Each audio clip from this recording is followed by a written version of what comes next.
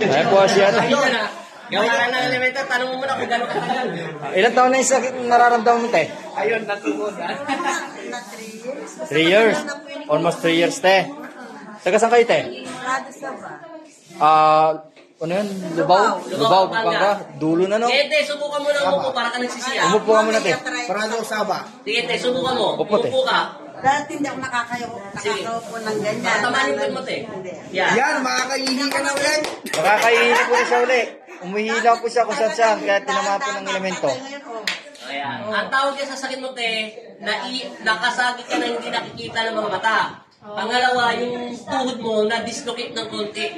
Kaso nauna yung elemento bago na-dislocate yung tuhod mo. Dislocation toes. Kasi nga, nahihirapan na nga ako mag-ganon. Ngayon, masaya ka na.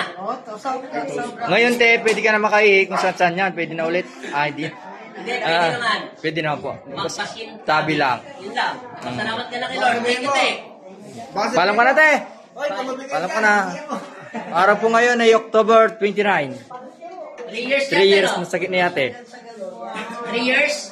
Apo. Okay, salamat. Bye-bye. Bye-bye. Bye-bye na. Bye-bye. Thank you. Sige.